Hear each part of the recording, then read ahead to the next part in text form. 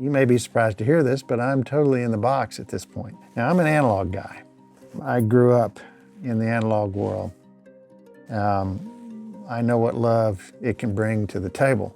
Back when I first got into mastering, there were 0 digital tools for us.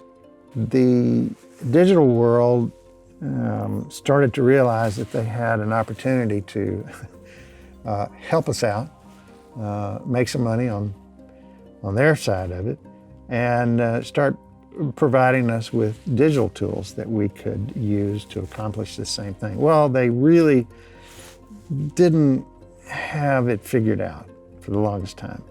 And quite literally, over a course of about 20 years, it was pretty much a linear change for myself. I would, as plugins started to become available, I would master a product and sit and, okay, let's run a test. Let's see what we can do in the digital domain. See if I can make a better product. Nope, can't even come close initially.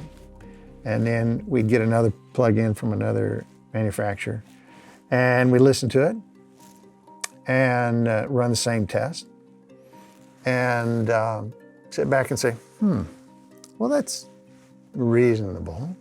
What about, let's combine both. Let's do part of it in analog, let's do another part of it in digital and use the attributes of each domain to their fullest and use whatever we can to make the product better. And slowly, very slowly, it was just a linear change to the point where I would master the product in digital, go back to my analog chain, and let's see if we can do it better.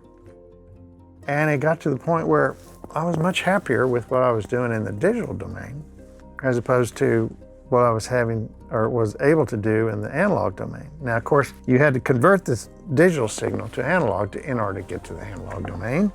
And I wouldn't say that converting a digital signal to analog is a creative process. So as the years went by, the code writers really began to listen to us. They came to us and say, what are you finding fault with on this particular plug? What do you need? How can we help? And it finally got to the point where I can do in the digital domain what I can't even come close to doing in the analog domain. The smallest degree of EQ adjustment that I had in the analog domain was 0.5 dB. And that is a very large amount of change in the digital world for me in mastering. I need to work in smaller increments. So I'm in the digital domain nowadays and am very happy with it.